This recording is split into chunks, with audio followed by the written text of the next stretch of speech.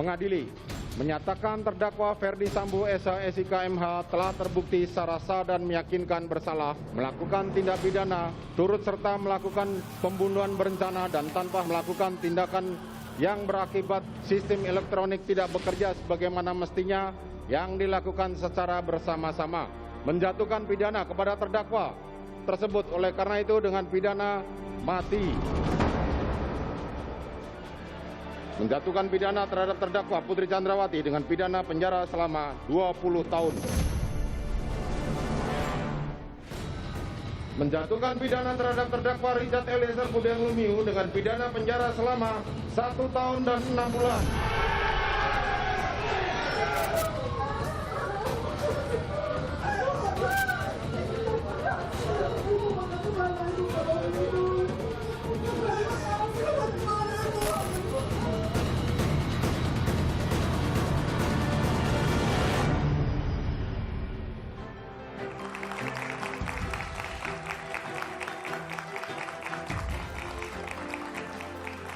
Semua terdakwa kasus pembunuhan berencana terhadap Yosua sudah divonis bersalah. Ferdi Sambo dihukum mati, Putri Chandrawati dihukum 20 tahun penjara, Kuat Ma'ruf 15 tahun penjara, dan Ricky Rizal 13 tahun penjara. Tadinya Richard Eliezer yang didakwa sebagai eksekutor oleh jaksa hanya divonis 18 bulan penjara. Statusnya sebagai justice kolaborator dan dukungan yang kuat dari masyarakat menjadi pertimbangan majelis hakim untuk meringankan hukuman. Keberanian dan kejujuran Eliezer berbuah keringanan hukuman. Majelis Hakim Pengadilan Negeri Jakarta Selatan membuktikan bahwa keadilan itu ada dan nyata.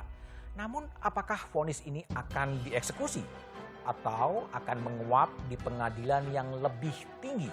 Inilah Satu Meja The Forum, menangnya kejujuran. Pasutri Ferdi Sambo dan Putri Chandrawati mendapat vonis jauh lebih berat dari tuntutan jaksa. Ferdi Sambo mendapat vonis maksimal atas perkara pembunuhan berencana Brigadir Yosua. Sementara Putri Chandrawati mendapat vonis 2,5 kali lebih berat dari tuntutan jaksa. Menjatuhkan pidana terhadap terdakwa dengan pidana seumur hidup. Menjatuhkan pidana kepada terdakwa tersebut oleh karena itu dengan pidana mati. Menjatuhkan pidana terhadap terdakwa Putri Chandrawati dengan pidana penjara selama 8 tahun. Menjatuhkan pidana terhadap terdakwa Putri Chandrawati dengan pidana penjara selama 20 tahun.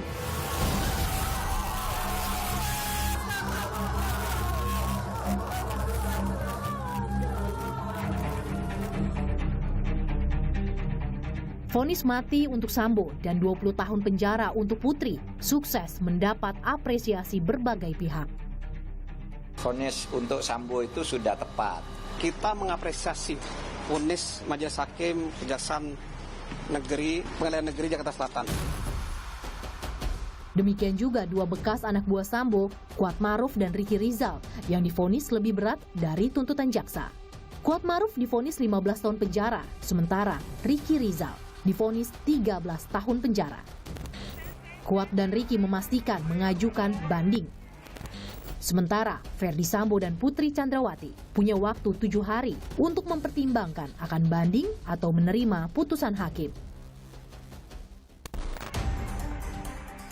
Vonis atas Richard Eliezer Budiang Lumiu menjadi puncak rangkaian proses hukum membongkar skenario pembunuhan berencana Brigadir Yosua. Tuntutan jaksa 12 tahun penjara buat Eliezer dipangkas habis oleh majelis hakim dengan mempertimbangkan status justice kolaborator dan amicus curiae. Menjatuhkan pidana terhadap terdakwa Richard Eliezer Budiang Lumiu dengan pidana penjara selama 1 tahun dan 6 bulan.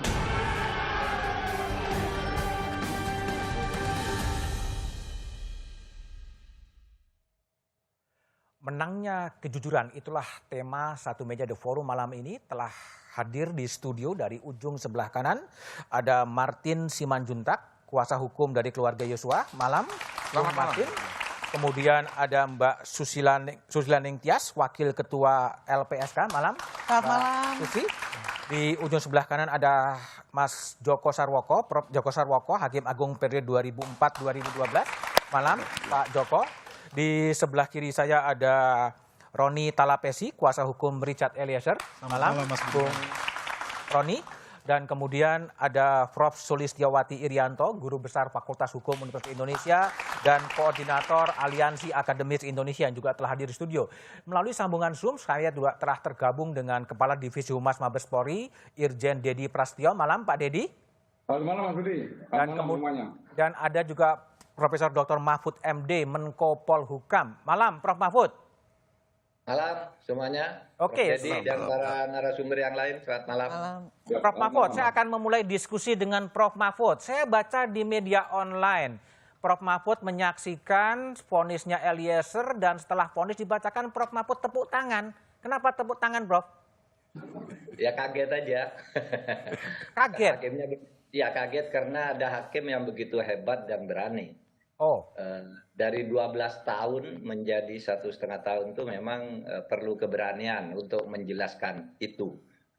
Saya sendiri dalam wawancara sebelumnya yang seperti di viral melalui Uya Kuya itu kan saya bilang kira-kira yang layak tuh 4 tahun lah, 4 tahun atau di bawah 5 tahun lah gitu kan, itu kan wawancara saya beredar. Oke. Tetapi kalau 12 tahun itu enggak benar menurut saya kan begitu. Tetapi jatuh 1,5 tahun loh, hebat bener. Dan menurut saya konstruksi hukum, konstruksi peristiwa yang dibangun oleh hakim itu luar biasa. Semua dipertimbangkan yang muncul dalam sidang, segi-segi psikologisnya, sosialnya, politisnya muncul semua di situ. Dari berbagai kontroversi, lalu mereka bisa mengambil kesimpulan dengan begitu berani dan kompak, gitu ya, dengan penuh keyakinan. Nah, bagi saya surprise, sehingga saya langsung bertepuk tangan pada waktu itu. Tepuk tangan itu bukan sesuatu yang patut dirayakan gitu, ada hakim yang kemudian bisa mandiri, bisa independen gitu? Takut dirayakan apa enggak, karena saya surprise saja gitu, hebat ini gitu. Nah, kalau mau ada yang merayakan, bagus, karena ini berarti gini, kita ternyata punya hakim-hakim yang bermartabat, menjaga marwah seperti itu di tengah peristiwa besar, kasus besar yang seperti ini. Itu tidak mudah loh, karena berbagai godaan, ancaman masuk, bisa ancaman suap, bisa ancaman fisik, bisa ancaman karir dan sebagainya. Dalam kasus-kasus seperti ini biasa terjadi hal seperti itu. Jadi saya katakan hakimnya ini hebat ini. Berarti iya, saya kira kita perlu masa depan hakim-hakim yang mulai dari muda itu, dari pengadilan negeri itu sudah bersikap begitu. Nanti diharapkan tidak rusak di tengah jalan. Kadang-kadang di tengah jalan rusak sebelum sampai ke puncak. Rusak di tengah jalan gembos ya, Prof, ya, berubah di tingkat banding gitu ya? Ya, karir hakimnya juga, perilaku hakimnya juga bisa aja bagus. Sekarang dalam satu kasus, nanti di kasus lain misalnya tidak tahan godaan atau males-malesan gitu, bisa tidak sehebat ini. Tapi saya berharap hakim-hakim itu majulah ke depan. Oke. Prof. Mahfud, jadi menurut analisa Prof. Mahfud, ini gimana bisa ada rasa keadilan yang jomplang, mengadili perkara yang sama, dengan saksi yang sama, dengan terdakwa yang sama, tapi tuntutan dan vonis hakim bisa sangat berbeda. Apa yang terjadi sebetulnya? Ya bisa saja, dan itu banyak terjadi ya, banyak terjadi dalam pengertian selalu beda. Kalau ada anunya sebenarnya, ada shocknya juga kalau di kejaksaan. Kalau tuntutannya begini, gitu, kasusnya begini, faktornya begini, tuntutnya begini. Tapi menurut saya tidak terlalu penting. Sekarang vonis sudah turun, gitu. Dan memang kalau dari sudut faktanya bahwa apa yang menyebabkan Eliezer itu hukumannya sangat ringan, secara teoritis dia memang bisa bebas sebenarnya. Bisa bebas? Secara teoritis memang ada pasalnya, melaksanakan perintah jabatan yang tidak bisa dihindari kan. Dia kan orang kecil di situ, lalu disuruh gitu, kalau ngelak bisa dia yang ditembak, bisa dia yang dipecat kan. Lalu dia lakukan gitu aja. Dan kemudian dia menerima skenario awal sampai sebulan kan. Sebulan disuruh mengaku dia bahwa saya yang menembak. Dan semuanya percaya bahwa dia yang menembak. Eliezer sendiri dipanggil, kalau saya yang menembak. Kenapa kamu menembak membabi buta? Tidak tahu, pokoknya saya menembak gitu. Kenapa kamu bilang begitu? Nah, di persidangan baru terungkap. Karena dia dijanjiin oleh Sambo, udahlah kamu ngaku dulu, nanti sudah tersangka, nanti SP3, karena kamu nembaknya itu terpaksa. Gitu, terpaksa membunuh karena kamu ditembak duluan, gitu kan selesai. Tapi dia berani mengungkap itu, sehingga menurut saya pantas dia mendapat justice collaborator seperti itu. Prof Mahfud, sekarang kan Eliezer 18 bulan, sementara tuntutannya adalah 12 tahun. Apakah kemudian dalam kacamata Prof Mahfud, jaksa harus mengajukan banding? Tidak harus ya, tidak ada keharusan itu. Mungkin ada tradisi aja. Kalau di dalam undang-undang kan tidak ada keharusan naik banding atau tidak naik banding. Cuma memang ada tradisinya. Tradisinya itu ya kalau dari tuntutan hanya sekian, banding biasanya. Tapi itu pun bisa tidak, tergantung pada Jaksa Agung. Karena apa? Karena kan ini kasusnya istimewa. Pertama rakyat mendukung, kemudian ada amicus curiae tadi, kemudian yang terpenting semua keluarganya memaafkan sejak awal. Lalu mau mewakili siapa lagi jaksa ini? Mewakili negara sudah dinilai oleh hakim sebagai kedudukannya mewakili negara. Keluarga sudah memaafkan gitu. Nah, kira-kira itu menjadi pertimbangan bagi Kejaksaan Agung untuk naik banding apa tidak. Kalau dari yang dikatakan Prof Mahfud, kalau bisa disimpulkan, apakah kira-kira dalam kasus Eliezer jaksa tidak perlu banding? Tidak, kalau itu saya masuk ke proses pro justisia saya tidak boleh. Biar tidak aja boleh. Kejaksaan Agung memutuskan sendiri. Tapi saya kira pesan kita sudah sampai. Pesan kita sudah sampai secara tersirat. Tapi Iya. gini, ketika vonis itu kemudian dijatuhkan dan Prof Mahfud pernah membuat sinyalemen bahwa akan ada operasi bawah tanah atau atas tanah. Apakah itu kemudian tidak berhasil atau memang betul-betul hakim ini hakim yang mandiri, Prof? Ya, hakim yang mandiri tidak berhasil gitu. Tapi kalau itu sih sebenarnya kalau saudara lihat pernyataan saya itu kan begini, DVD yang selalu di setel itu oleh Mas Budiman ya ketika acara yang lalu, satu meja yang lalu yang sebelum ini kan saya mengatakan begitu. Ada wartawan kan tanya, gimana Pak? Katanya ini ada orang mau mempengaruhi kejaksaan operasi seorang brigjen. Saya bilang saya dengar juga kan gitu. Saya dengar juga. Kalau cuma brigjen suruh menghadap saya, siapa brigjennya? Kan saya bilang begitu. Suruh menghadap saya, nanti saya ketemukan dengan maijen, saya punya maijen. Kalau yang bergerilya itu maijen, suruh menghadap saya juga, saya punya letjen di sini, saya bilang begitu. Jadi saya memang tidak berpretensi untuk mengungkap siapa dan siapanya gitu. Karena itu menjawab pertanyaan dan saya sudah mendengar juga memang, bahkan ada laporan juga ke tempat saya gitu.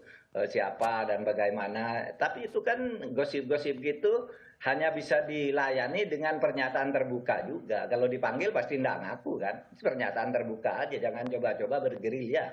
Kalau Anda brigjen, saya punya maijen, kan juga bilang gitu. Kalau Anda yang bergerilya maijen, saya punya letjen, kan gitu. Oke, itu operasi bawah tanah ya, operasi bawah tanah yang dikerjakan oleh satu kelompok itu kan di pengadilan negeri bisa katakanlah mungkin gagal. Apakah tidak mungkin nanti juga akan ini dinaikkan kepada pengadilan banding? Ya bisa saja, makanya Anda sering-sering berteriak seperti sekarang ini, mari bersama saya. Jadi butuh pengawasan publik gitu? Karena banyak berteriak kita ini. Di civil society-nya galak gitu. Anda begitu juga, kawal gitu, mari sama-sama. Gitu. Tapi kalau Menko Polhukam sendiri akan melakukan apa untuk memastikan bahwa pengadilan banding itu betul-betul tetap independen karena pengadilan banding kan hanya memeriksa berkas-berkas saja sebetulnya. Sejauh yang bisa kita lakukan akan kita lakukan ya. Itu sebabnya mereka kan hanya meriksa berkas, tidak meriksa tersangka, penuntut, terdakwa dan sebagainya, diperiksa lagi. Dia cuma baca berkas. Dan kadang-kala kita dibuat terkejut sering kali. Putusan begini di pengadilan tinggi udah oke, tiba-tiba disunat di pengadilan tinggi. Disunat lagi di Mahkamah Agung. Itu sering terjadi kejutan. Nah oleh sebab itu yang ini nih mari kita pelototi terus. Jangan berhenti sampai di sini gitu. Untuk mendidik masyarakat bahwa ya pengadilan itu siapapun selalu ingin selamat. Ada yang ingin menyelamatkan orang, ada yang nyuap, ada yang neror dan sebagainya. Kalau seperti yang hakim ini misalnya teror harusnya itu ketika video dia beredar itu ya dikatakan menelpon kepada seseorang yang sesudah dicek ternyata bukan. Itu kan saya sudah bilang, itu bentuk teror. Karena dulu waktu saya jadi hakim juga diviralkan video ini, Pak Mahfud bicara dengan presiden berdua gitu. Di mana saya bicara berduanya? Tapi saya tidak terpengaruh gitu. Pokoknya putus ya putus, akhirnya selesai. Kalau sudah diketok kan selesai. Oke, Prof. Mahfud, pertanyaan saya yang terakhir. Apa hikmah yang bisa diambil dari kasus persidangan yang hampir 8 bulan ini menyita perhatian publik? Hikmahnya banyak ya. Pertama, kita sekarang mungkin sudah menemukan cara siapa yang bisa dianggap sebagai justice collaborator itu. Penentunya itu siapa? Hakim apa jaksa? Itu kan kemarin jaksa bilang jaksa yang menentukan, dan kami sudah memotong 12 itu. Kalau tidak, kalau bukan karena justice collaborator, dia hukumannya 20 tahun atau seumur hidup gitu. Karena dia justice collaborator kasih 12, tapi dikatakan bahwa itu bukan justice collaborator, tidak jelas itu. Akhirnya hakim sekarang yang menentukan. Hakim sendiri yang menentukan tadi di vonisnya. Tidak ada tuh di tuntutan jaksa dan jaksa bahwa ini justice collaborator. Hakim menentukan sampai 2 kali menyebut. Ya, yang terakhir itu juga istilah resminya justice collaborator yang di depan disebut karena bekerja sama mengungkap kasus kan gitu. Itu justice collaborator. Saya kira itu satu hikmah yang kedua. Masyarakat jangan takut gitu. Kadang-kala kan masyarakat skeptis gitu. Adalah pesimis. Itu enggak bisa, itu menyangkut A, B, C, D. Mari kita teriak sama-sama. Kalau kita enggak bisa sendirian rame-rame. Kayak gini nih, kalau tidak ada kerjasama dengan civil society, maaf kalau saya misalnya harus menyebut nama orang yang sangat berani, teguh iman, Teguh Sugeng Santoso dan Kamarudin Simanjuntak. Kan itu yang paling getol di awal ketika orang nggak percaya. Udahlah, polisi mati kan biasa. Tapi orang itu terus berteriak. Sampai saya yang ada di Mekah juga, loh ini nampaknya ada sesuatu. Saya ngomong dari Mekah, ini nggak wajar kematiannya. Karena saya mengikuti itu. Apa-apa yang dikatakan oleh Kamarudin dan Teguh. Ini pasti ada sesuatu. Maka saya ngomong dari Mekah. Pokoknya kita ganti perspektif. Begitu saya pulang ke Indonesia, saya panggil Kompolnas. Apa perspektifmu? Nggak, Pak, ini begini. Kira-kira percayalah pada skenario Sambo bahwa ini. Nggak bisa, itu perspektifnya salah, saya bilang. Harus balik. Sekarang ini pembunuhan, bukan tembak-menembak. Bagaimana? Saya tunjukkan semua nih, kejanggalan-kejanggalan mulai dari jumpa pers, mulai dari pengungkapannya terlambat 2 hari dari hari kejadiannya karena katanya hari libur. Saya tanya, sejak kapan kalau hari libur lalu penyidikan pidana itu lalu ditutup? Kan gitu, itu tidak ada liburnya. Kemudian penjelasannya juga tidak jelas. Kemudian saya dengar, gimana kamu sudah ke TKP udah berubah semua, ubah perspektifnya. Mari kita kerjasama ini. Pokoknya harus diulang ekshumasi, diadakan ekshumasi. Kemudian ini tidak akan terbuka kalau di propam itu tidak diangkat, tidak dipindai semua. Karena di situ ditutup, orang mau masuk itu dilarang. Sementara TKP-nya udah hilang. Baru Pak Kapolri kan dipindah malam itu juga, besoknya ngaku. Karena dipisahkan satu sama lain. Nah, di situ kemudian muncul semua. Nah, dari sudut ini, maka sebenarnya putusan hakim ini menurut saya sudah tepat ya. Ketika dia memberi keringanan kepada Eliezer. Karena dia orang ini sebenarnya kalau dia tidak bicara, tetap ngaku saya yang membunuh, bahkan Komnas HAM percaya kan itu. Ketika meriksa lalu datang ke tempat saya, enggak Pak, yang bunuh Eliezer sudah ngaku. Begitu ke tempat saya tetap nggak percaya. Besoknya ngaku kan bahwa bukan saya yang membunuh, tapi ini pembunuhan, ini skenario. Nah di situ lalu terbuka semua, dan ini yang menyebabkan kita lalu menjadi kompak. Ini harus lawan rame-rame gitu dalam situasi seperti ini. Kalau spesifik perbaikan untuk tegas. Kalau spesifik untuk perbaikan untuk kepolisian apa, Prof. Mahfud? Pak, saya kira bukan forumnya di sini. Nanti saya bicara dengan kepolisian aja. Oke, baik. Tapi intinya adalah bahwa teruslah berteriak untuk mengawal kasus agar keadilan tetap tegak di bumi pertiwi ya, Prof. Mahfud ya? Iya, masyarakat berteriak. Kita yang punya jabatan bekerja menurut posisinya masing-masing untuk memaksimalkan usaha itu. Lalu masyarakat seperti Anda, saya senang. Civil society, media, itu semua kompak banget dalam kasus ini. Oleh sebab itu, saya percaya media massa itu di hari Dewan Pers kemarin, saya katakan paling hidup pilar demokrasi yang 4 itu yang masih paling sehat pers. Memang misalnya Kompas mungkin dalam segi politik tertentu dia politik mendukung orang, tapi dalam masalah ini kompak, media apapun sama, enggak marah terhadap peristiwa ini, iya kan? Iya. Mungkin TV itu mendukung calon presiden ini, tapi dalam kasus ini semua TV sama marah terhadap kasus ini. Nah, kita harus kompak seperti ini. Sehingga kalau urusan politik yang sifatnya partisan, dukung dan dukung, silakan aja, itu boleh saja menurut saya kalau tidak bisa dihindari oleh pemilik modal lah ya. Tetapi Baik, Prof. dalam Mahfud. hal yang menyangkut kepentingan orang banyak kita harus kompak seperti ini. Ya. Baik, Prof. Mahfud telah tergabung di Satu Meja The Forum. Terima kasih, Prof. Mahfud. Makasih, Bagaimana perspektif dari para advokat dan keluarga korban setelah jeda berikut ini?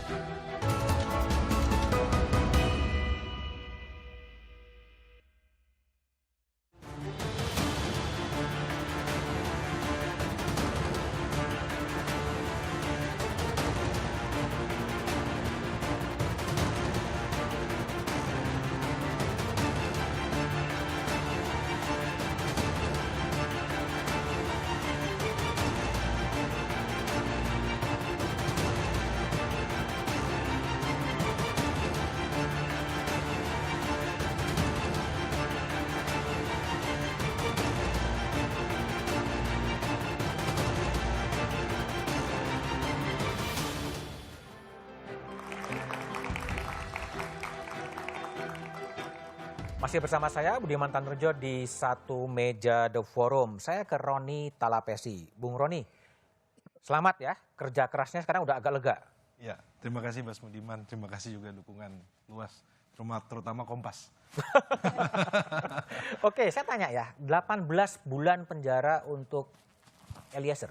Menurut Anda, ini apa? Kemenangan nurani, kemenangan suara publik, atau kemenangan akal sehat? Ya, Mas Budiman, ini adalah kemenangan masyarakat kecil yang mendampingkan, yang menantikan keadilan. Oke. Ya, saya sangat bersyukur karena proses yang panjang ini berakhir dengan terwujudnya keadilan buat Eliezer. Kenapa saya bilang proses panjang, Mas Budiman? Dari awal penyidikan saya ikut mendampingi bagaimana kita lihat Richard Eliezer berusaha keras untuk mengatakan yang sebenarnya, dan kalau kita lihat Mas Budiman, penyidik di Bareskrim, mereka juga pun bekerja pagi siang malam menjaga marwah Polri. Dan ketika Richard Eliezer dalam proses penyidikan juga dia berani mengungkapkan, kemudian dia mengatakan apa yang sebenarnya. Ini yang merupakan proses panjang, Mas Budiman. Kemudian dalam penuntutan juga kita terus mendampingi Richard Eliezer, kita terus kasih semangat bersama LPSK juga, rekan-rekan LPSK, bahwa ini proses panjang yang Mas Budiman melibatkan banyak pihak. Oke, tapi ini, kalau vonis hakimnya 18 bulan dan tuntutan jaksa 12 tahun, apa yang Anda baca dari disparitas putusan yang sangat jauh? Nah, inilah yang menjadi perbedaan antara kami dengan jaksa penuntut umum ya. Terkait dengan yang disampaikan oleh jaksa penuntut umum 12 tahun, kami punya pandangan yang berbeda. Saya pikir fakta persidangan publik sudah mengetahui semuanya, bahwa dalam tuntutan tersebut tentunya kami berbeda pandangan. Dan kami sempat menanyakan ada apa, kemudian dalam pledoi kami, di dalam replik dijawab bahwa terjadi dilema yuridis. Nah, kemudian di dalam vonis hari ini yang saya lihat bahwa ini proses panjang yang melibatkan banyak pihak, kemudian penyertaan Tuhan, Mas Budiman, kalau saya bisa sampaikan seperti itu, bahwa kami bisa mendampingi Richard Eliezer, dan kemudian juga bagaimana Richard Eliezer memberanikan diri sujud di hadapan keluarga, meminta maaf. Kuncinya apa sih sebetulnya membuat hakim memvonis lebih ringan daripada tuntutan jaksa? Kunci pokoknya apa? Saya lihat di dalam putusan majelis hakim adalah Richard Eliezer bukan pelaku utama, dan Richard Eliezer sebagai justice collaborator. Kemudian juga pun tadi salah satu pertimbangan adalah diberikan maaf dari keluarga korban. Kemudian juga di dalam pertimbangan majelis hakim, di dalam pasal 5 Undang-Undang Kekuasaan Kehakiman, bagaimana menggali rasa keadilan yang ada di dalam masyarakat. Kalau kita lihat bagaimana dukungan dari Prof. Sulis, Aliansi Akademisi Indonesia, kemudian para NGO, para profesor hukum, dan juga pun Pak Mahfud MD sebagai Menko Oke, Polhukam. kayak gini, Roni, pertanyaan adalah, ini dengar-dengar jaksa kan belum bersikap ya dalam kasus apakah dia akan banding atau akan menerima. Kalaulah jaksa mengambil langkah banding untuk Eliezer, gimana strategi Anda? Ya, kita menghargai hak jaksa ya, bahwa kalau seandainya jaksa mau mengajukan banding itu adalah hak jaksa. Tetapi saya pelajari bahwa ada pedoman di nomor 4 tahun 2021 tentang penanganan perkara tindak pidana umum huruf N.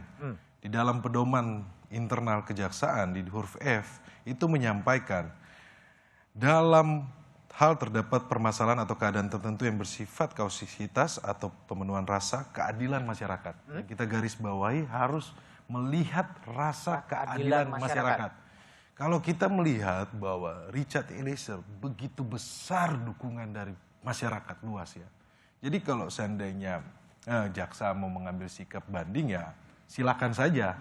Hak dia ya? Itu adalah hak dari jaksa penuntut umum. Tetapi tentunya kita lihat bahwa bagaimana penegakan hukum, bahwa statement-statement kejaksaan Jaksa Agung adalah menggunakan hati nurani, kemudian penegakan hukum itu jangan tajam ke bawah.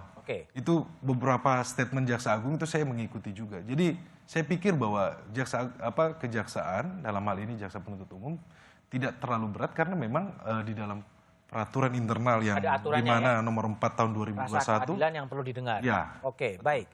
Saya ke Kepala Divisi Humas Mabes Polri, Irjen Dedi Prasetyo. Pak Dedi, apakah sudah ada sikap resmi dari Mabes Polri setelah vonis dijatuhkan termasuk kepada Ferdi Sambo yang divonis mati dan Richard Eliezer yang divonis 18 bulan penjara, Pak Dedi? Ya, jadi sekali lagi Mas bahwa kami Polri selalu menghormati, menghargai apa yang sudah menjadi keputusan hakim di pengadilan dalam proses pidana. Dan itu keputusan itu ya kita hargai dan kita hormati sesuai dengan azas diferensiasi fungsional. Karena semuanya sudah memerankan perannya sesuai dengan regulasi yang berlaku. Gitu, Mas. Spesifik dalam kasus vonis mati terhadap Sambo, apakah ada langkah-langkah antisipasi yang dilakukan oleh jajaran polisi terhadap vonis mati? Mungkin ini yang pertama kali terhadap seorang perwira tinggi berbintang 2. Ya kalau langkah-langkah antisipasi secara boleh dikatakan umum saya rasa tidak ada Mas. Yang jelas dari komitmen Pak Kapolri dari awal bahwa proses pengungkapan kasus ini harus diungkap secara terang benerang dan juga setransparan mungkin dengan proses pembuktian secara ilmiah. Dan komitmen Bapak Kapolri dari awal itu sudah kita buktikan sampai dengan vonis hari ini, dan vonis hari ini pun Polri betul-betul menghormati apa yang menjadi keputusan para hakim di pengadilan negeri tersebut. Tidak ada semacam kekhawatiran atau langkah antisipasi kalau memang orang-orang yang loyal dengan Sambo melakukan perlawanan balasan gitu? Ya, dalam setiap kesempatan Bapak Kapolri sudah mengingatkan kepada seluruh personel Polri. Yang Bapak Kapolri sudah tidak ada lagi istilahnya harus mengingatkan 2 kali lagi. Setiap anggota Polri yang terbukti melakukan kesalahan, pelanggaran, kecil apapun pasti akan proses sesuai dengan prosedur hukum yang berlaku. Ini komitmen Bapak Kapolri yang setiap saat beliau akan sampaikan dan ingatkan kepada seluruh jajaran Polri. Oleh karenanya Polri harus betul-betul profesional dalam melaksanakan tugas, apalagi dalam memberikan perlindungan, pengayoman, dan pelayanan terbaik kepada masyarakat. Ini harus kita lakukan setiap saat. Oke, khusus soal Eliezer, Pak Dedi. Setelah putusan 18 bulan penjara, lalu apa yang akan dilakukan oleh Mabes Polri terhadap Eliezer? Ya tentunya mengacu kepada PP 1 tahun 2003 tentang pemberhentian tidak dengan hormat anggota Polri dan juga Perpol nomor 7 tahun 2022 tentang kode etik Polri dan Komisi Kode Etik. Keputusan ini merupakan salah satu yang menjadi bahan pertimbangan dari hakim Komisi Kode Etik ketika nanti akan mengambil suatu keputusan. Contoh misalnya, tadi Pak Mahfud sudah menyampaikan juga, hakim sudah memutuskan bahwa Eliezer sebagai justice kolaborator. Poin yang penting. Kemudian yang kedua, tentunya dari hakim komisi nanti akan mendengarkan saran masukan dari saksi ahli dan juga mendengarkan apa yang menjadi suara masyarakat. Ini Pak Kapolri menekankan kepada kita semuanya. Polri harus betul-betul mendengarkan apa yang menjadi suara masyarakat guna dapat memenuhi rasa keadilan masyarakat. Ini penting, Mas. Ini poin yang penting sehingga nanti Komisi Hakim, Komisi Kode Etik itu betul-betul dapat memutuskan dengan berbagai macam pertimbangan secara arif dan bijaksana. Seberapa besar peluang Eliezer kembali menjadi anggota kepolisian, Pak Dedi? Ya, saya tidak berani mendahului keputusan karena ini merupakan keputusan kolektif kolegial yang nantinya akan diputuskan oleh Komisi Kode Etik Profesi, Mas. Gitu, Mas. Kapan sidang komisi itu akan digelar, Pak Dedi? Saya sudah tanyakan, memang sudah dijadwalkan, insya Allah dalam waktu ya tidak terlalu lama akan digelar. Karena apabila sudah ada jadwal sidang dan hasilnya tentunya akan saya sampaikan juga kepada teman-teman media. Apakah sidang itu masih harus menunggu putusan itu berkekuatan hukum tetap? Saya rasa dari hasil keputusan sidang pengadilan negeri yang diputuskan pada hari ini sudah sebagai ya pertimbangan lah dari Propam akan segera menggelar pelaksanaan sidang kode etik tersebut. Jadi tidak perlu menunggu putusan itu berkekuatan hukum tetap, Pak Dedi?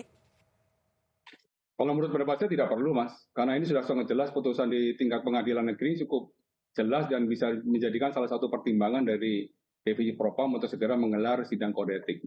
Oke, baik Pak Dedi. Saya pindah ke Pak Joko Sarwoko. Pak Joko, kalau lihat kasus seperti ini, apakah jaksa itu perlu banding nggak sih dalam kasusnya Eliezer ini? Ya, posisi kejaksaan itu kan sebenarnya juga mewakili kepentingan negara dan kepentingan publik. Oke. Termasuk barangkali kepentingan si pelaku ataupun kepentingan juga korbannya. Nah, dalam hal ini saya kira ya walaupun secara kedinasan barangkali putusan yang jauh berbeda dengan tuntutan ini dipandang sebagai hal yang mungkin tidak begitu menggembirakan bagi mereka. Namun demikian kalau melihat kondisi perkembangan hukum, perkembangan rasa keadilan di dalam masyarakat seperti sekarang ini, saya kira menurut pendapat saya pribadi lebih baik jaksa tidak perlu banding. Tidak perlu banding dalam kasusnya Richard Eliezer. Dalam kasusnya Richard. Dengan mempertimbangkan suara dari masyarakat. Meskipun itu hak dari jaksa juga mau banding. Oke, saya ingin dengar dari Prof. Sulistyowati Irianto. Prof. Sulis, ini kembali lagi. Eliezer yang juga Prof. Sulis bela, Eliezer adalah kita. Nah, dalam pandangan Prof. Sulis, apakah memang kemudian jaksa juga harus mengajukan banding dan itu memperpanjang proses hukum? Saya kira harus diperhatikan bahwa kasus ini berdimensi banyak ya. Salah satunya adalah yang terkait dengan indeks negara hukum, rule of law. Tadi saya bicarakan dengan mahasiswa di kelas, bagaimana indeks negara hukum itu pertama dikaitkan dengan adanya fair trial. Kasus ini itu menunjukkan kepada kita bahwa fair trial terjadi, di mana masyarakat bisa mengikuti secara detail, jelas, nggak ada yang bisa ditutupi. Yang kedua adalah bagaimana putusan dari hakim itu bisa diprediksi dari awal. Semua orang ikut bicara, kemudian kira-kira kita bisa melihat prediksinya seperti apa, dan setelah 3 hari ini terjadi apa yang dibicarakan itu. Jadi kalau menurut pandangan Prof. Sulis, dalam kasus Eliezer dan ruang itu terbuka bagi jaksa untuk banding, apakah akan banding jaksanya menurut Anda? Ya, saya kira tadi dikatakan haknya jaksa ya, tapi saya kira itu harus diperhatikan. Kita mau nggak menegakkan apa yang dicita-citakan bersama, reformasi hukum, lalu negara kita memiliki indeks rule of law yang baik karena kasus besar ini gitu, atau hanya sekedar mau melakukan sesuatu yang tadi Pak Mahfud bilang tradisi saja, tidak mau losing face semacam itu. Sayang sekali kalau itu dilakukan menurut saya. Secara implisit mengatakan tidak perlulah banding kira-kira gitu. Terima kasih. Martin Lucas Simanjuntak. Jadi dalam kasusnya Icat yang dimaafkan oleh keluarga Yosua, gimana harapan Anda terhadap langkah selanjutnya dari kejaksaan? Kalau saya lebih tertarik mengomentari apa tujuannya. Tujuan apa? Jaksa untuk banding. Kalau mereka banding, kalau mereka memilih banding itu kan hak mereka.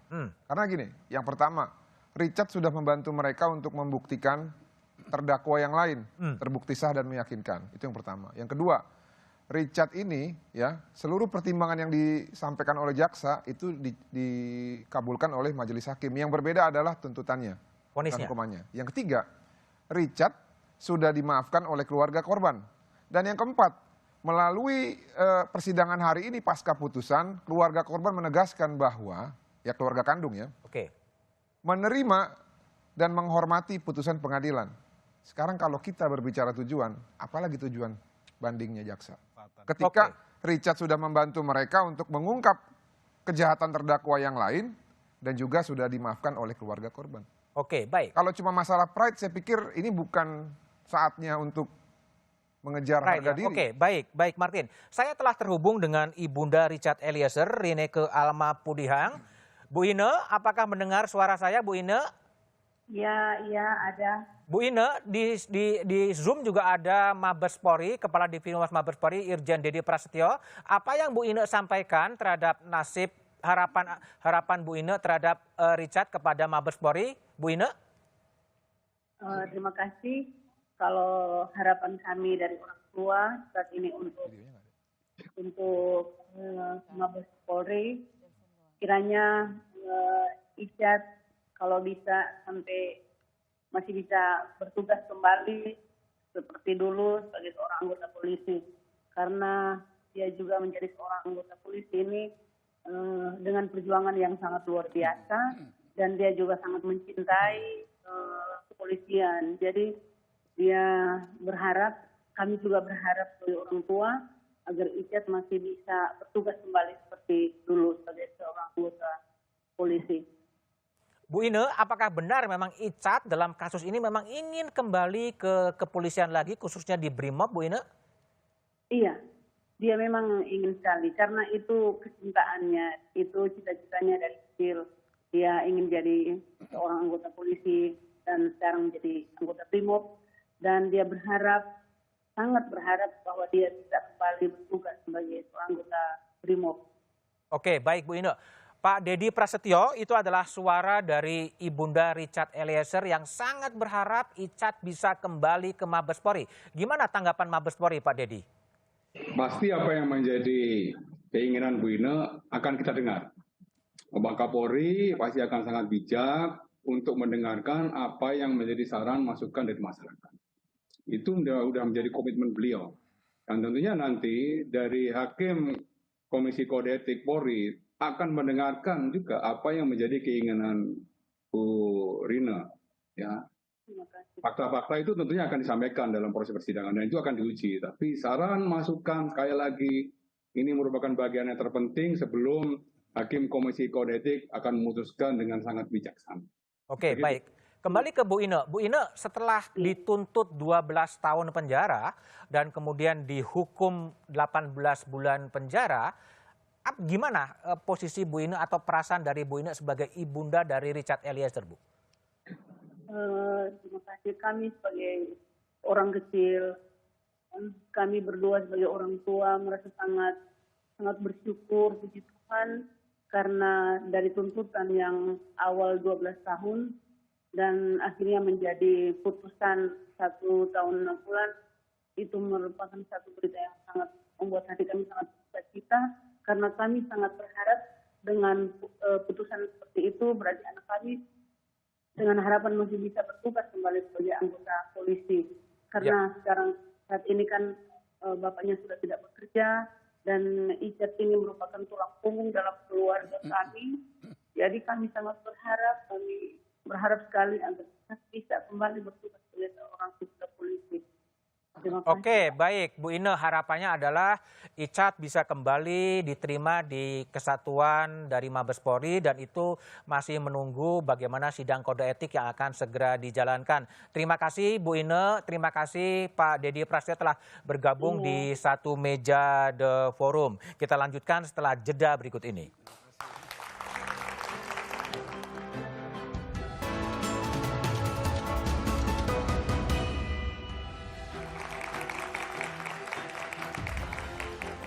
Masih bersama saya Budiman Tanrujo di satu meja The Forum. Mbak Susila Ningtyas, Wakil Kepala Ketua LPSK. 18 bulan untuk Richard, sesuai dengan harapan LPSK? Ya, betul. Karena kami mengharapkan JC, kami kan sudah merekomendasikan Richard sebagai justice kolaborator dan sebagai haknya dia mendapatkan penghargaan berupa keringanan penjatuhan hukuman yang salah satunya adalah pidana paling ringan di antara para terdakwa, dan ini sudah diputus hakim dan sesuai dengan ketentuan di dalam pasal 10A ayat 3 Undang-Undang Perlindungan Saksi dan Korban. Apakah setelah putusan dijatuhkan perlindungan LPSK terhadap Richard akan juga berakhir?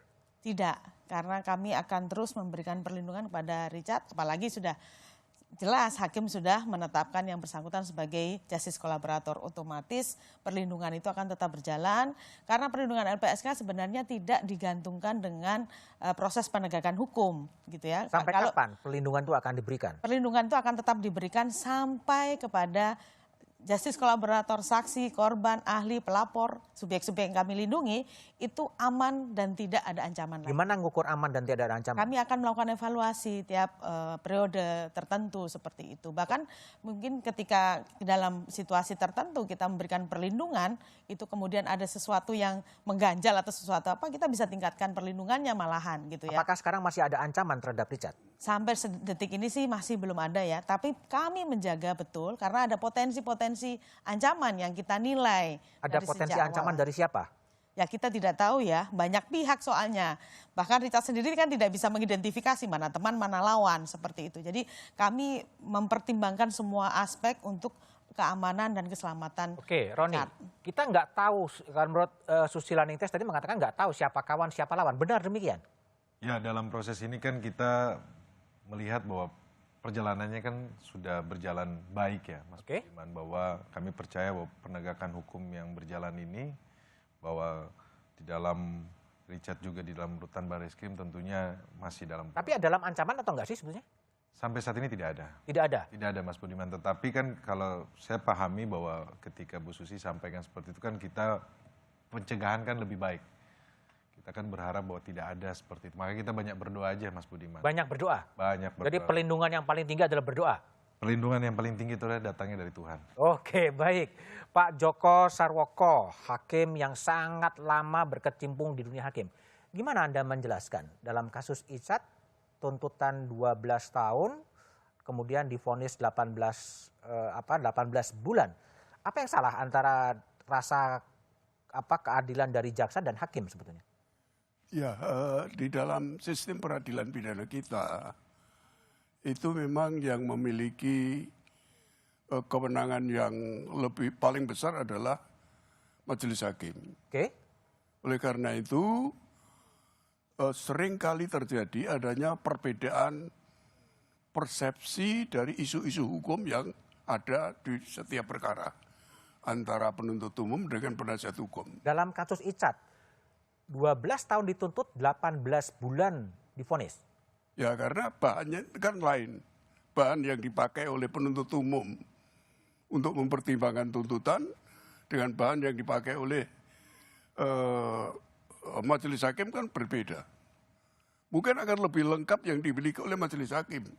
Karena di sana sudah ada selain tuntutan, ada pledoi, kemudian justice kolaborator, dan kemudian ada amicus curiae. Bagaimana menjelaskan? Pada satu sisi jaksa tetap menempatkan Richard sebagai eksekutor, pada sisi yang lain kemudian majelis mengatakan dia adalah justice kolaborator. Ya sebenarnya kalau pengertian eksekutor kan bukan itu. Eksekutor itu adalah pelaksana terhadap putusan yang sudah berkekuatan tetap. Tapi ini kan melaksanakan perintah. Jadi berbeda dengan eksekusi, berbeda. Kalau eksekusi ini artinya legal, dia melaksanakan suatu putusan yang sudah berkekuatan hukum tetap. Tetapi kalau perintah itu kan ya tidak jelas, tetapi harus dilaksanakan. Oke, tapi bagi kejaksaan sendiri ketika tuntutannya kemudian dinaikkan semua kepada Richard, apa refleksi atau saran Pak Joko? Ya begini, kalau dulu waktu saya masih menjadi hakim di tingkat pertama, tingkat banding, apabila putusan hakim itu kurang dari setengah tuntutan jaksa, maka harus banding. Nah, tetapi sekarang kan dibalik. Malah tuntutan jaksa jauh lebih tinggi daripada putusan hakim. Jadi Nah, sebaiknya jaksa terima saja putusan hakim gitu? Mungkin akan lebih baik dan lebih bijaksana apabila dia memperhatikan rasa keadilan yang hidup dan berkembang di dalam masyarakat. Artinya jaksa nggak perlu banding lah? Dengan kata lain mungkin jaksa lebih baik sekalipun itu merupakan hak dari jaksa yang bersangkutan, tetapi mungkin akan lebih bijaksana apabila dia tidak banding. Tidak banding. Bung Martin Lukas Simanjuntak mewakili keluarga Yosua. Ini semua vonis-vonis yang sudah dijatuhkan ini sudah sesuai dengan ekspektasi dari keluarga? Sudah sesuai. Kan dalam beberapa tayangan juga sudah pernah keluarga sampaikan ya. Dari awal proses tuntutan memang secara yuridis ya khusus untuk Bapak Ferdi Sambo kan terbuka untuk menuntut maksimal tapi hanya seumur hidup. Lalu divonis ultra petita oleh majelis hakim. Lebih tuntutan? Lebih tuntutan. Dan itu kita hargai walaupun memang berat mungkin bagi terdakwa dan juga korban, mereka punya hak untuk banding. Nah, untuk Bu Putri Candrawati di sini yang pernah saya sampaikan di satu meja juga kalau nggak salah pada saat itu ya. Ada yang tidak sinkron antara tuntutan dengan kesimpulan. Padahal di dakwaan Putri Candrawati itu mengaku diperkosa. Oke. Di dalam kesimpulan tuntutannya terbantahkan perselingkuhan. Maka implikasinya apa? Putri Candrawati berbohong kepada Ferdi Sambo. Kok derajat persamaan terdakwanya disamakan dengan penyerta biasa? Ini nggak lazim. Seharusnya dia disamakan dengan pelaku ataupun aktor intelektual yaitu Ferdi Sambo. Nah, untuk vonis 20 tahun saya pikir sudah adil. Kenapa adil, Mas Budiman? Karena gini, ini dua orang ini kan suami istri. Mereka punya anak. Ya. Kalau dua-duanya divonis huruf, tidak akan ada lagi yang bisa salah satu untuk bertemu dengan keluarganya. Ini menurut saya nggak adil kalau seperti itu ya. Nah, kalau 20 tahun masih ada kesempatan Bu Putri untuk kembali ke keluarganya. Setidak-tidaknya salah satu dari pasangan suami istri ini masih bisa ketemu keluarga. Nah, yang berikutnya Kuat dan Ricky, ya, ini kan kasus-kasus pembunuhan berencana, Mas Budiman.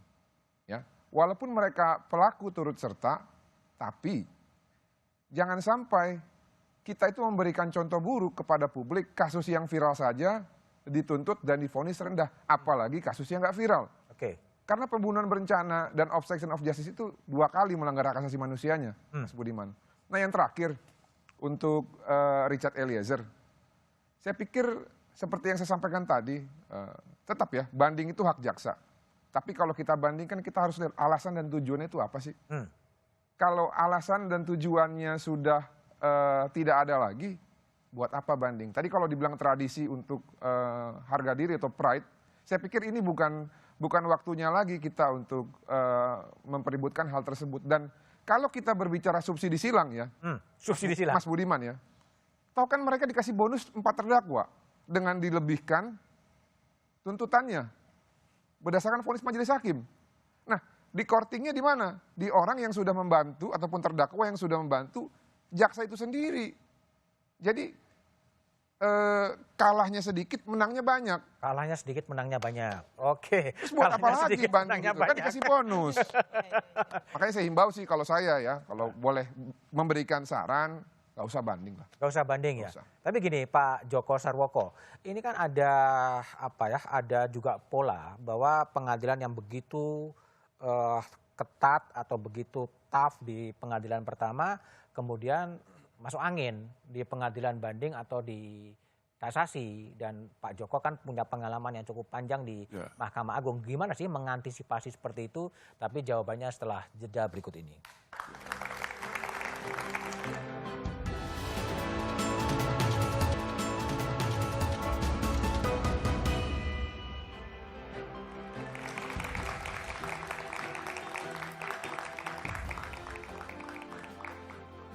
Masih bersama saya Budiman Tanurjo di satu meja The Forum. Kembali ke Joko Sarwoko, mantan Hakim Agung. Pak Joko, pengalaman menunjukkan bahwa putusan yang keras di bawah di pengadilan negeri itu bisa gembos di pengadilan yang lebih atas. Apakah ada peluang itu? Ya memang ada peluang, tapi itu banyak tergantung pada pimpinan pengadilan tinggi. Tergantung pimpinan pengadilan Ya, tinggi? seperti di Bandung itu yang kepala panti asuhan yang memperkosa muridnya itu kan sampai 9 orang. Itu kan tingkat pertama hukuman mati, kemudian tingkat banding kalau sudah saat kembali lagi hukuman banding, dipertahankan. Dipertahankan? Ya, dipertahankan. Tapi ada juga yang kemudian masuk angin di pengadilan banding? Itu untuk kalau yang banding itu perkara korupsi di Jakarta umumnya. Di Jakarta umumnya? Ya. Yang lebih banyak masuk angin yang korupsi ya? Korupsi, ya. Oh, masuk anginnya korupsi. Tapi gimana sih Pak Joko kalau bisa cerita intervensi kepada hakim itu gimana caranya sih? Ya memang caranya macam-macam. Ada misalnya lewat paniteranya. Lewat paniteranya? Ya, lewat paniteranya. Kasih apa? Kemudian paniteranya nanti lapor sama hakimnya, kan begitu biasanya. Lapor bahwa? Bahwa ada orang yang menghubungi. Ya. Orang menghubungi untuk mengubah putusan gitu? Ya, seolah-olah memang dia melakukan suatu pekerjaan seperti broker misalnya kan. Broker perkara? Ya, broker perkara. Artinya dalam kasus ini mungkin ada broker-broker juga, Pak? Kalau ini saya kira mudah-mudahan tidak akan berani mereka. Nggak berani kenapa, Pak? Ya artinya ini kan masyarakat begitu ketat mengawasi kan. Tapi dibanding kan tertutup, Pak, nggak kelihatan. Oh ya betul ya, tapi kan bisa diawasi, tetap bisa diawasi. Jadi kekuatan yang bisa mengawasi agar tidak ada masuk angin kira-kira gimana? Ya itu oleh publik, Pak. Publik? Oleh publik seperti ini. Oke. Seperti Profesor Sulistiadi mengatakan kalau perlu nanti amicus curiae itu terus amicus curiae? Iya. Oke. Prof. Sulis, jadi ada harapan amicus curiae ada jilid 2, jilid 3 gitu? Ya lihat situasinya ya, kan ini sebenarnya adalah suatu panggilan bagi kami yang ada di kampus ya. Kalau ada persoalan-persoalan yang sangat berat di masyarakat, kami harus ikut bersuara. Ketika sudah selesai saya submit ke PN Jakarta Selatan, itu masih banyak para profesor yang mau ikut? menyatakan mau ikut. Sekarang berapa sih? Ya saya kira sekarang kalau di ini bisa tambah kira-kira 50-an, tapi kan saya udah menyatakan udah diserahkan. Oke. Saya kira kalau masih dibutuhkan lagi saya bisa memobilisasi lagi. Akan memobilisasi lagi. Oke, baik.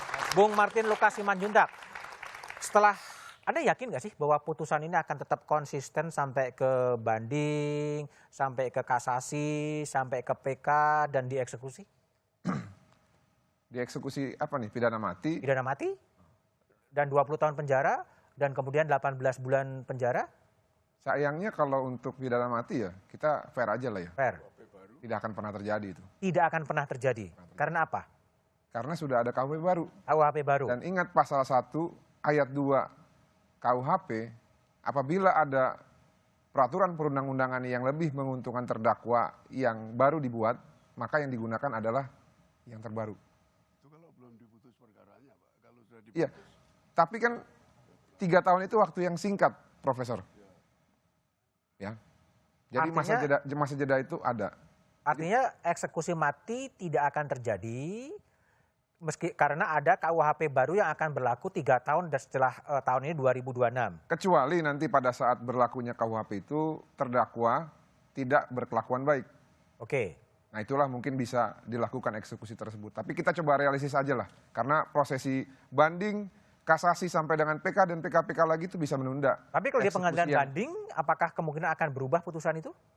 Nah kalau itu tergantung apakah ada temuan dalam pemeriksaan banding yang melihat bahwa ada yang tidak digali ataupun ada yang tidak terbukti namun dipaksakan. Itu formal. Iya. Yang metalegal? Metalegal. Saya pikir gini ya Mas Budiman ya. Apapun upaya mereka ya, saya pikir kami akan tetap memperjuangkan supaya jangan pernah ada penggembosan ya terhadap nilai-nilai hukum yang sudah kami anggap adil. Bung Martin akan mengawal gimana? Dalam banding, kasasi, PK itu kan tertutup, itu hanya meriksa-meriksa berkas. Anda ngawalnya mau gimana? Pada saat kami mendapatkan surat kuasa dari keluarga korban, pertanyaan-pertanyaan seperti Mas Budiman ini juga banyak dari kolega kita. Bagaimana lu mau ngelawan Verdi Sambo? Bukan. Bagaimana lu mau ngelawan institusi kepolisian? Saya bilang, kalau sudah Tuhan yang berkehendak, ya, dan sudah kita kerjakan orait labora, apapun itu bisa. Nah, metodenya pada saat banding, saya tahu ini bahwa memang persidangan tertutup. Tapi kalau kita tetap bersuara, tadi disampaikan oleh Prof. Mahfud kan, bahkan ada lagu dari Superman Estate tuh, jika kita bersama nyalakan tanda bahaya. Ya sudah, nanti kalau ada tanda bahaya, makanya kita berkumpul bersama-sama, kita bersuara lagi. Ya. Cukup, saya pikir itu saja yang bisa kita lakukan. Dan ketika mereka nanti mendeklarasikan putusan tersebut, kan kita bisa cek apa sih pertimbangan hukumnya. Kalau tidak ada sesuatu hal yang fundamental, yang benar-benar berdasar secara hukum, dalam penjelasan putusan tersebut, kita akan kejar nanti orang yang membuat putusan tersebut. Oke, baik. Bung Roni, meskipun banding itu adalah hak jaksa, tapi kalau kemudian jaksa memang betul-betul banding atas putusan Eliezer, Anda akan melakukan apa? Ya, pastinya kan kalau jaksa melakukan banding ya kita akan menghadapi ya. Menghadapi? Ya, kita akan mengajukan kontra memori banding juga. Tapi kan dalam hal ini kan bagaimana kita melihat kita terkuras energi kita ya. Sudah sepanjang berbulan-bulan ini, kemudian kalau seandainya jaksa juga pun mau ngotot untuk banding, nah ini kan menjadi pertanyaan juga Mas Budiman, ada apa gitu kan? Padahal kita lihat di persidangan bahwa bagaimana peran Eliezer sangat besar dalam mengungkap kasus ini, membantu jaksa menggali kebenaran materi dalam persidangan ya. Kemudian kalau seandainya juga pun dari keluarga korban yang sudah menyampaikan kasih maaf kepada Richard Eliezer, itu juga pun tidak dipertimbangkan oleh jaksa, itu juga akan menjadi pertanyaan, apalagi publik ikut menyuarakan kan. Menghormati dan menerima putusan juga. Iya. Menghormati dan menerima putusan. Iya. Oke. Karena buat kami adalah poin ketika kebesaran hati dari keluarga Richard Eliezer memaafkan, kebesaran hati dari orang tua almarhum Joshua memaafkan Richard Eliezer, ini menjadi suatu kekuatan buat Eliezer. Seandainya jaksa tidak banding dan Anda tidak banding, berarti Icat akan inkrah putusannya. Icat tuh akan melakukan apa sih setelah itu? Ya, kemarin kan sampaikan kepada saya kan kita sudah beberapa diskusi ya Mas Budiman, yang hal yang pun juga kalau seandainya terberatnya kita akan melakukan apa sudah diskusi. Tetapi ya itu yang tadi disampaikan oleh Bu Ine bahwa harapan dari Icat adalah kembali menjadi anggota Polri di Brimob, karena itu. Kalau inkrah Icat akan bebas kapan sih? Kalau hitung-hitungannya Mas Budiman ya kita 1 tahun ya. 1 tahun setelah ini? Ya, 1 tahun setelah ini. Bebas? Ya, belum mungkin ada potongan remisi atau apa nanti kan dari Dirjen Pemasyarakatan akan remisi? Kan. Ada remisi kan? Kalau putusan di atas 1 tahun kan ada potongan-potongan, Mas Budiman. Oke. Ya, nanti kita lihat. Oke, kalau dari LPSK, kalau kemudian jaksa mengajukan banding, itu kan masa pertanggungan kalau dalam konteks asuransi terhadap Icat kan masih panjang. Nah, apa yang akan dilakukan oleh LPSK? Tapi jawabannya setelah jeda berikut ini.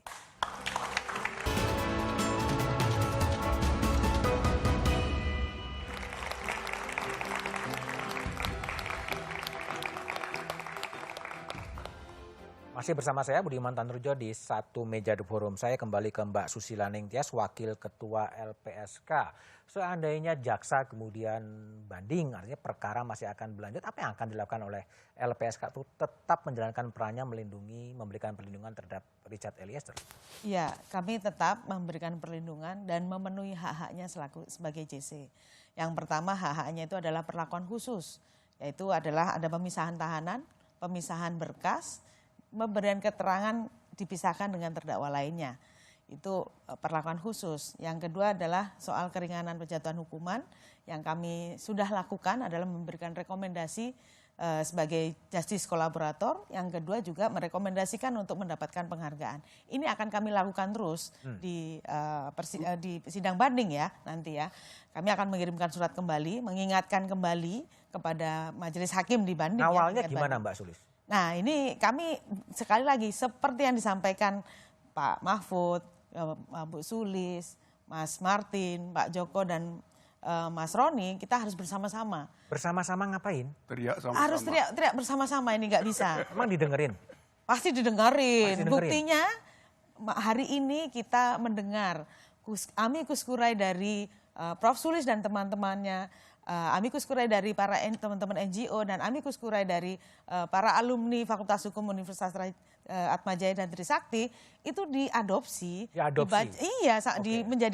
Dijadikan bahan pertimbangan oleh majelis hakim. Baik. Prof. Sulistiawati Irianto, ini apakah sebagai tanda kemenangan dari kejujuran, kemenangan dari keberanian untuk yang ingin menutupi mengungkap konspirasi kejahatan itu? Setuju Mas Budiman. Dan saya juga ingin mengatakan bahwa ini adalah kemenangan dari gerakan masyarakat sipil. Yang selama ini tidur? Yang selama ini tidak tidur. Oh, tidak mereka tidur. Menjadi Oke, silent majority dan mereka merasa kesal tetapi tidak tahu channel ini mau kemana. Kalau kita melihat bagaimana berduyun-duyun mereka datang ke Pengadilan Negeri Jakarta Selatan, itu pasti ada sesuatu yang mereka dahagakan, yang mereka inginkan. Apa yang didahagakan? Ya, bagaimana selama ini kekuasaan bisa Eliezer itu adalah suatu cerminan bagaimana orang yang tidak punya kuasa diperlakukan apa saja oleh atasannya, oleh orang yang begitu berkuasa. Bahkan ada seperti Prof. Mulya Lubis kemarin sampaikan bagaimana seorang berpangkat tinggi bisa membunuh ajudannya sendiri di rumahnya sendiri. Itu kan mengoyak rasa keadilan publik ya. Jadi mereka menuangkan semua itu di dalam gerakan-gerakan mereka.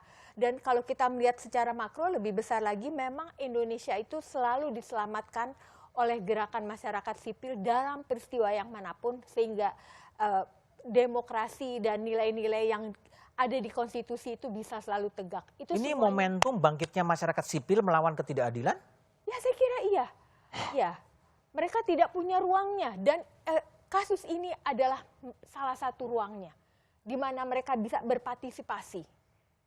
Yang kemarin memang tidak dapat ruang atau memang dalam tidur? Banyak hal kan tidak. Misalnya di kasus-kasus yang di tingkat banding atau kasasi, itu tiba-tiba saja ada putusannya tanpa masyarakat bisa mengawal apa yang terjadi dalam pertemuan-pertemuan antar hakim itu. Nah, kembali aliansi itu akan ngawal banding, kasasi, PK gimana caranya?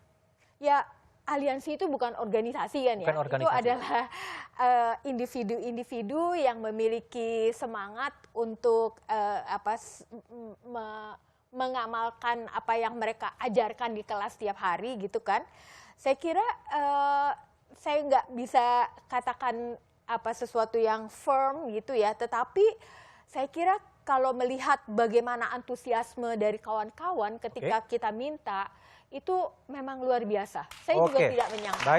Baik, Pak Joko Sarwoko, Pak Joko. Jadi kembali, bagaimana kemudian ini tetap dikawal sampai kepada banding, kasasi, PK. Kalau sebagai hakim agung melihatnya celah-celahnya di mana yang harus dikawal sebetulnya? Ya, semenjak masuk berkas perkara itu kita harus intip terus juga. Intip terus? Dalam perkara-perkara seperti ini kan, ini saya kira perkara yang sangat menarik perhatian masyarakat. Baik di tingkat rendah maupun di tingkat menengah sampai tingkat tinggi. Saya kira. Karakter Hakim Wahyu, yang tentu Pak Joko kenal. Ya. Ini karakter yang memang anomali di antara hakim-hakim yang lain atau gimana? Saya kira tidak, karena hakim ini memang semenjak muda sudah belajar berorganisasi, sehingga dia, kalau kita perhatikan semenjak berkas perkara itu masuk ke pengadilan, langsung membuat perencanaan, membagi perkara itu dan dia kendalikan sendiri semuanya perkara itu. Oke. Artinya kemudian jadwal persidangannya diatur. Ini yang pertama, ini yang kedua, Eliezer yang ketiga, karena ini merupakan justice kolaborator. Oke, karakter seperti majelis di pengadilan Jakarta juga ada di tingkat banding? Saya tidak tahu persis, karena... Kalau di Mahkamah Agung? Kalau di Mahkamah Agung waktu itu, ketika saya menjadi ketua muda pidana khusus, saya yang mengendalikan. Selain Pak Joko? Setelah itu kan Pak Artijo. Setelah Pak Artijo? setelah Pak Artijo, sekarang Suhadi masih ya. Dan hakim-hakim dengan karakter yang sangat strong dan kuat masih banyak terjadi ada di Mahkamah Agung? Sekarang tidak begitu nampak itu gerakan-gerakan. Kenapa tidak begitu nampak? Karena saya tidak begitu mengenal dan mereka istilahnya ya diam nih memang artinya. Kerjanya diam. Kerja diam, oke. Ya. Bung Martin, mewakili keluarga. Jadi gimana? Selain berteriak-teriak gitu, apa yang akan dilakukan oleh keluarga? Betulkah karena saya mendengar di berita bahwa akan ada gugatan perdata terhadap Sambo? Ya, itu memang sudah ada surat kuasanya Mas Budiman. Oh, ada surat kuasa? Tapi apakah akan kami realisasikan dalam waktu dekat atau tidak, itu nanti tergantung keputusan dari pemberi kuasa. Oke. Nah, kalau untuk selain bersuara ya, saya pikir ya kita ini kan masing-masing punya networking ya. Dan kalau kita anggap sebagai sesuatu hal yang positif ya, bukan negatif ya. Ini kan juga bisa membantu kita untuk melihat sudah sejauh mana kalau ada proses-proses yang kita sebut dengan banding tersebut. Itu aja, selain bersuara. Selain bersuara kita lihat, tapi harapannya adalah dipilihkan hakim-hakim yang memang mempunyai karakter yang sama dengan Pengadilan Selatan. Itu kan kewenangan Ketua PT. Ketua PT. Oke, baik. Bung Roni, jadi langkah Anda apa setelah kemudian Eliezer mendapatkan hukuman yang paling ringan dibandingkan dengan terdakwa-terdakwa yang lain? Setelah ini inkrah, Anda akan menerima atau meminta gerasi kepada Presiden? Ya, kalau berdasarkan vonis hari ini sudah sesuai dengan target dari kami ya, tim penasihat hukum, bahwa targetannya adalah hukuman di bawah 5 tahun ya. Di bawah 5 tahun? Di bawah 5 tahun, jadi sudah sesuai. Jadi kami tadi sempat berdiskusi dengan tim bahwa kami terima. Dan kami juga mengapresiasi kepada Ketua Majelis Pak Wahyu dan Pak Morgan dan Pak Ribut. Yang kalau kita lihat Mas Budiman, persidangan ini kan maraton. Ada beberapa perkara, kemudian bagaimana kerja keras dari ketiga majelis hakim ini bisa secara maraton, mereka bisa memimpin persidangan sehingga persidangan ini semuanya berjalan lancar. Kami apresiasi untuk majelis hakim yang memimpin persidangan ini. Boleh nggak ini diceritakan sebetulnya respon pribadi dari Icat setelah kemudian hukumannya adalah 18 bulan penjara kepada Anda?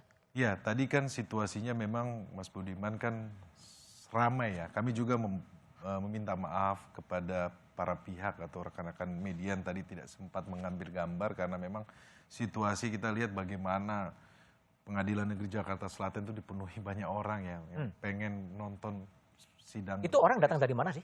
Kita juga tidak tahu, Mas Budiman. Bukan digerakkan? Tidak ada yang menggerakkan. Digerakkan oleh value kejujuran? Ya, nah, itu digerakkan oleh value kejujuran.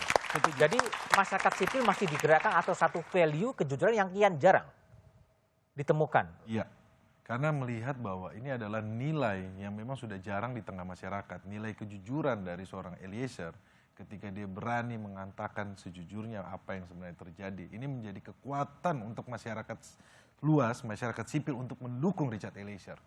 Prof. Sulis, pertanyaan saya terakhir. Kenapa kejujuran itu harus datang justru dari orang yang kecil?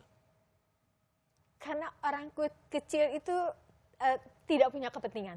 Tidak punya kepentingan? Tidak punya kepentingan, saya kira. Jadi kejujuran berkorelasi dengan banyaknya tidaknya kepentingan-kepentingan yang ada? Mereka sudah selesai dengan dirinya sendiri. Tidak ingin jadi pejabat, tidak ingin jadi orang kaya. Tapi kejujuran itu menjadi penting? Ya. Tapi kenapa orang-orang besar tidak bisa bersikap jujur?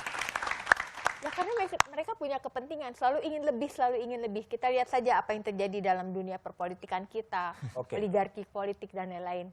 Baik. Itu menisbikan nilai-nilai. Menisbikan. Oke, Prof. Sulis, Bung Roni, Pak Joko, Mbak Susi, dan Bung Martin telah bergabung di satu meja The Forum.